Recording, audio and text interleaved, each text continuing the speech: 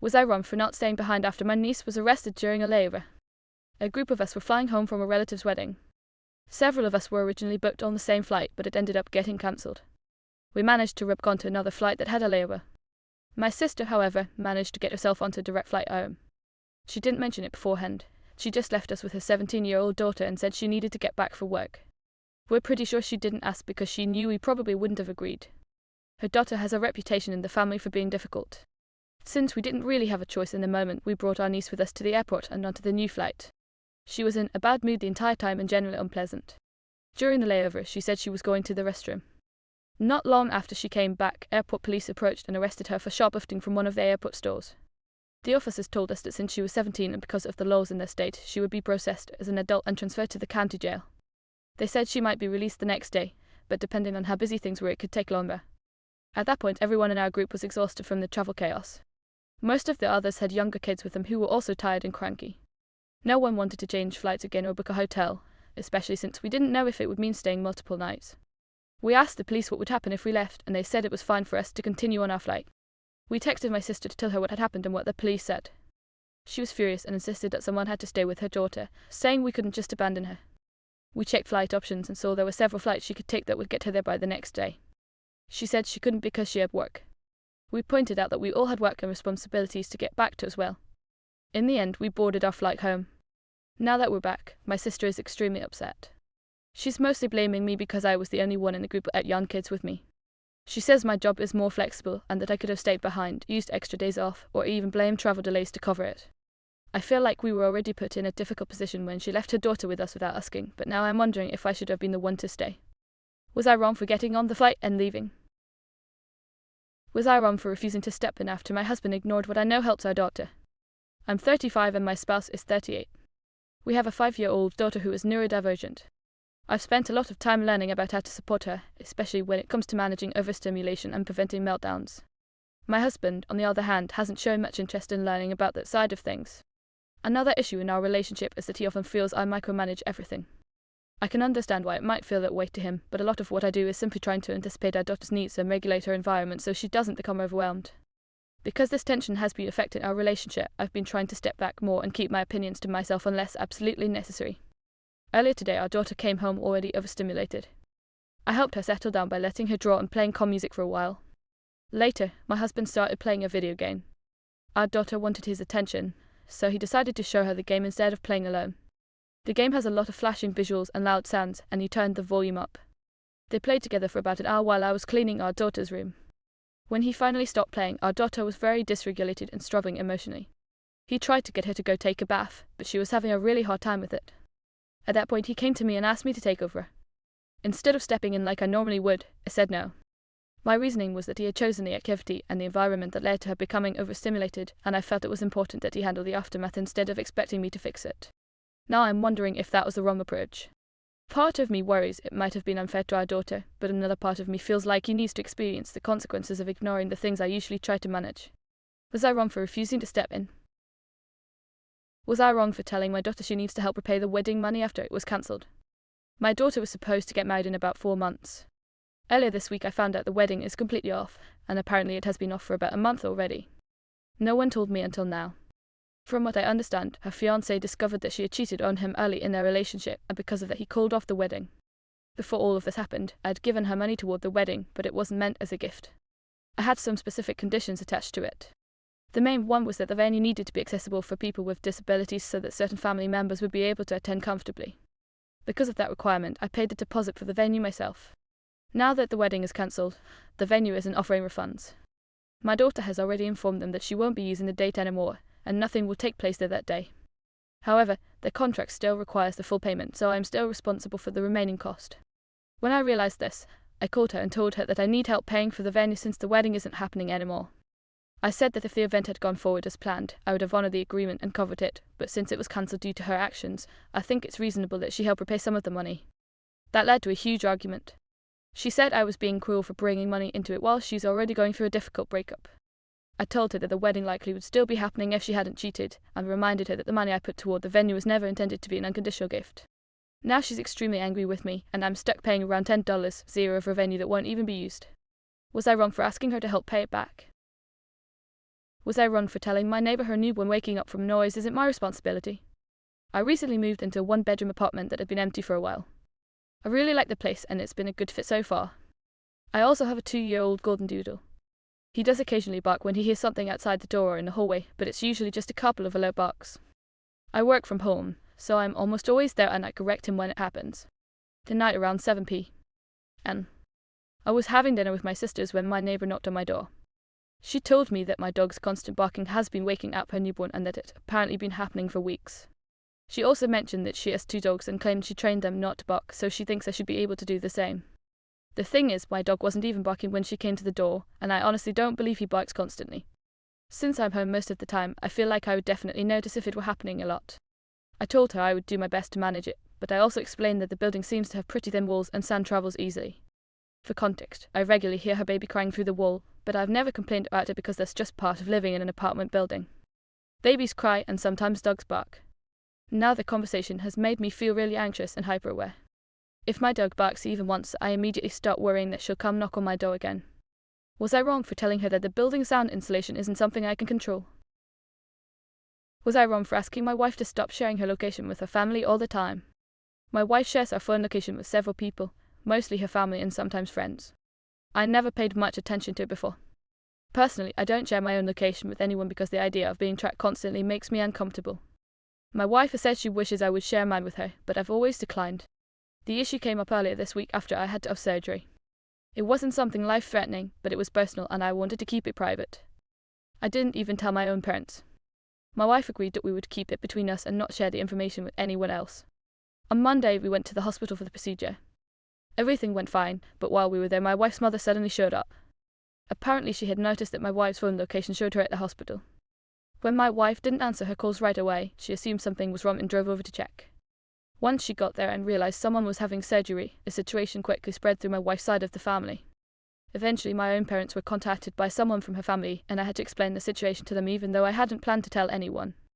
I really hated that the whole thing got out like that. For me, the bigger realization was that if my wife's location is visible to other people all the time, then by extension my whereabouts can often be inferred too. In situations like this, it feels like my own privacy disappears. Afterward, my wife and I had an argument about it. I told her I'm not comfortable with her sharing her location with her mother or other family members constantly anymore. She says I'm being controlling and acting like a jerk for trying to dictate who she shares her location with. From my perspective, though, it feels like this directly affects my privacy as well. Was I wrong for asking her to stop sharing her location with them all the time? Was I wrong for yelling at my sister-in-law after she kept trying to film my daughter for social media? I have a 13-year-old daughter, who I'll call Maya. My sister-in-law has 2 boys, ages 8 and 11, who are very involved in travel hockey and baseball. Over the last year, she's gotten really into social media and started building an online presence around being a sports mom. She posts hotel reviews from tournaments, travel tips, game photos, and similar content, and she's talked about wanting to turn it into a full family brand. When her boys were younger, she used to say she wished she had a daughter so she could do more girly activities. Back then she was very sweet with Maya and felt like the fun aunt. I'd even included her in a few things, like when we went shopping for Maya's first communion dress. Lately, though, every family gathering feels like a filming session. She records everything, tries to stage candid moments, and narrates things like she's making a vlog. At Christmas, she even tried to organise the whole day around what would film well. The older cousins ended up hiding in the basement just to avoid being on camera. After that holiday, Maya told me she really hates being filmed and doesn't want to appear on her aunt's social media. Apparently my sister-in-law had been encouraging her to do things like braid hair or decorate cookies specifically so she could record it. Maya didn't know how to say no directly, so she started making herself as unappealing to film as possible by rolling her eyes, making faces, and acting silly. Last weekend we all went out to dinner for my mom's 70th birthday. My sister-in-law immediately started filming again, which made the dinner awkward until my brother, her partner, told her to stop. During dinner, Maya mentioned she was going dress shopping soon for her grade -8 graduation. My sister-in-law got really excited and started pushing to come along so she could expand her brand into more general family content. I didn't respond right away because I didn't want to start an argument during my mom's birthday dinner, but she kept bringing it up. When we were leaving the restaurant and standing in the parking lot, she asked again for the time and place so she could join the shopping trip. At that point, I lost my patience. I told her loudly that my daughter is not a prop, not a substitute for the daughter she wishes she had, and that she does not have permission to film or post anything about her. She got defensive and said I was stifling her creativity and that she needs my daughter for her content because she doesn't have a girl of her own. I responded angrily and told her off in pretty strong terms. My daughter overheard some of it, although she wasn't shocked by the language. Both her parents work in construction, so she's heard plenty of colourful language before. Later that night, my sister-in-law started a group chat with the family saying I was rude, mean, and embarrassed her, and that everyone posts things online these days. She demanded an apology. I refused and repeated that my daughter will not be used for her social media content. Several of my siblings backed me up and said they also don't want their kids appearing on her pages. For context, she has never actually posted anything containing my daughter because I have consistently refused permission. We live in Canada, where there aren't really clear laws covering the situation, and Maya has learned about media literacy and internet safety in school for years. I have told my sister-in-law multiple times before, usually over text, that she is not allowed to photograph or record my daughter. I'm confident that protecting my daughter's boundaries was the right thing to do. What I'm unsure about is whether the way I handled it, raising my voice and confronting her the way I did, went too far. Was I wrong for reacting that way? Should I escalate this after my son's teacher keeps cancelling recess for the whole class? My son, who I'll call Ethan, is 8 years old and in 2nd grade. He's a really good kid, polite, hardworking, and a strong student. He's involved in things like chess club, robotics, and sports, but he can also be a bit anxious and shy. The issue is with his math class, which comes right before recess. A handful of students in the class have been disruptive and not paying attention. Because of that, the teacher has been cancelling recess for the entire class as punishment, rather than just addressing the kids who are misbehaving. Ethan still does his work, keeps to himself, and currently has a high grade in the class. I reached out to the teacher to ask if there was anything he could do to still earn recess time, since it's an important break for him. She told me no, that if a lesson is interrupted, the whole class will continue to lose recess until behaviour improves. I understand her frustration because I've seen firsthand how disruptive a few of the students can be. But at the same time, my son is being affected despite doing everything right. Recess is important for him to reset and stay focused for the rest of the day. It's gotten to the point where he's crying every morning before school because he's anxious about losing recess again. For the past week, it's been cancelled every day, and it's really starting to affect him emotionally and make mornings difficult. I've looked into the rules where we live, and it seems like younger students are supposed to have a minimum amount of recess each day that isn't meant to be taken away as punishment. I'm considering escalating this to the principal or school counsellor, but my son's dad thinks I'm overreacting. I also don't want to undermine the teacher or make things harder for her, since I know teaching is already a tough job. At the same time, I feel like my son, and the other well-behaved kids, shouldn't be punished for something they didn't do. Would I be wrong for taking this further? Will my daughter grow up wondering why we treated her differently from her brother? My son, who I'll call Leo, is 5 and was born on St. Patrick's Day. When I was pregnant with my daughter, Nora, I secretly hoped she'd arrive on a fun or symbolic date too, but she didn't. I definitely noticed the difference in how I approached things with each child. When Leo was born, I was anxious and wanted everything to be perfect, especially since it was during the height of COVID. With Nora, I've been more relaxed, which sounds good in theory, but sometimes it feels like she's getting less effort instead of just less stress. For birthdays, Leo has had a big party every year since he turned 1, with lots of friends and family. Nora's first birthday was much smaller, just close family and a few friends because of space and timing. We did do a bigger party for her 2nd birthday, but I still feel guilty about that first one. A couple of years ago, I helped my niece build a leprechaun trap for school, and we ended up making one at our house too. That turned into a whole tradition. For the past 3 years, we've had a leprechaun, we call him Rascal, come to the house for about a week before March 17th, leaving little messes, coins, and surprises. Leo absolutely loves it. Here's where things started to feel off. Somewhere along the way, this turned into an idea in the family that the leprechaun only visits kids born on St. Patrick's Day. My siblings didn't do it for their kids this year, even though they had in previous years, because of that belief. I didn't realise that shift had happened. I always thought of it as something fun for both kids. But recently my mum made a comment that suggested otherwise, and when I brought it up with my husband this morning while we were setting everything up, he said the leprechaun is only for Leo. This is the 3rd year Leo has woken up to decorations like balloons and streamers everywhere for his birthday, along with the leprechaun surprises. I asked my husband if we should at least leave something small for Nora too, and he said no, because it's not for her. I then asked if we were planning to do something equally special for Nora's birthday when it comes around, and he said no again. His reasoning is that by the time she's old enough to notice or remember, Leo will be old enough to stop believing in the leprechaun anyway. I don't really agree with that. We started this tradition when Leo was 3, which is only slightly older than Nora is now. Even if we only continue it for another year or 2, I think it's enough for her to notice a difference. I'm worried that when she's older, she might look back and feel like her brother had this week-long magical celebration every year, while she didn't have anything comparable. Combined with the smaller first birthday and just the general second child effect, I don't want her to feel like she got less. My husband thinks I'm overthinking it and making things unnecessarily complicated. We've argued about it, and he feels like I'm turning this into a bigger issue than it needs to be. Am I wrong for wanting to make sure she has something equally special, or for worrying about how this might affect her later? Was I wrong for cancelling overnight visits because my sister-in-law keeps trying to control how I raise my son? I lost my husband almost 2 years ago. Since then, I've really tried to make sure our son still has a relationship with his dad's side of the family. It hasn't been easy, but I've done my best to include them. Right now, my son spends 2 weekends a month staying with them. But over time, it started to feel less like support and more like they're trying to take over parenting decisions. His aunt in particular always seems to think she knows better. It can be small things, like criticizing his hairstyle, but it also goes deeper than that.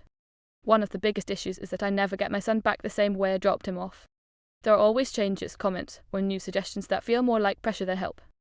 I've tried talking to them about it multiple times, but nothing really changes. What bothered me most recently was picking him up last weekend and having him tell me that his aunt told him to say he wants to change schools, even though he admitted to her that he actually likes his current school. She had already brought up switching schools with me before, and I had clearly said no. That crossed a line for me. It felt like she was using my son to push her own agenda. So today, I called her and said that overnight visits are no longer happening. Instead, they are welcome to come see him at my home for a few hours, but that's it. Now she's accusing me of trying to push her and the rest of the family out of my son's life and says this is something I've always wanted, which isn't true. I know she was very close to my husband, and I understand she loves my son, but I don't think that gives her the right to interfere in how I raise him. I'm starting to question whether I was too harsh by cutting off the visits instead of trying to work it out again. Was I wrong for setting that boundary? Was I wrong for expecting my partner to pay after she broke my laptop? I live with my girlfriend, who I call Sophie, and we generally split chores pretty evenly. Lately though, I started noticing that when she was cleaning, she would put random items on top of my laptop. I asked her more than once to stop doing that because I didn't want it getting damaged. The first time, she brushed it off, and then it happened again the following week, so I reminded her that putting things on it could eventually break the screen. Despite that, it happened again. This time, when I went to use my laptop, the screen was cracked and no longer usable. I showed Sophie and told her I expected her to cover the cost of replacing it. She pushed back and said she didn't think she should have to pay. Her argument is that it was an accident and she didn't intend to break it. I told her that even if it wasn't intentional, I had already warned her multiple times, and she kept doing the exact thing I asked her not to do. From my perspective, that makes her responsible for the damage. She still disagrees and feels like she shouldn't have to pay because it wasn't on purpose. Now we're stuck in this disagreement, and I'm wondering if I'm being unreasonable for expecting her to replace something she broke. Was I wrong for asking her to pay for it? Am I wrong for refusing to help my ex-wife financially and telling my kids it's not my responsibility? I divorced my ex-wife about 5 years ago after discovering she had secretly built up a large emergency fund. At the time, she had been laid off, and I believed we were struggling financially. I was working extremely long hours, sometimes 60 to 80 hours a week, just to keep up with bills, thinking we were barely getting by. It turned out she had saved around $50,000 without telling me and was still adding to it. The divorce itself was messy, and during the process I found out about a lot of spending and credit card debt I hadn't known about. We ended up selling the house and going our separate ways.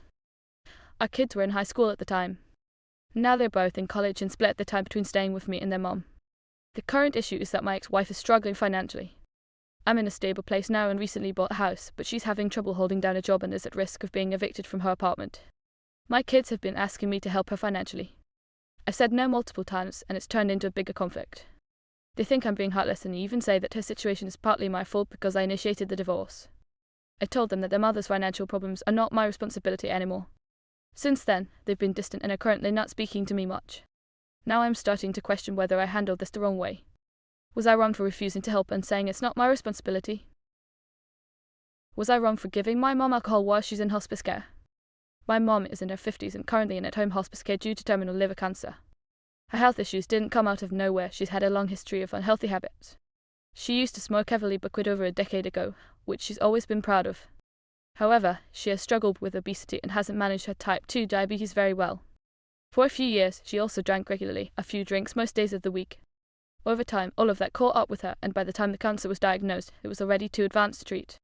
Once she started feeling seriously ill, she mostly stopped drinking, aside from the occasional rare moment. I visit her a few times a week.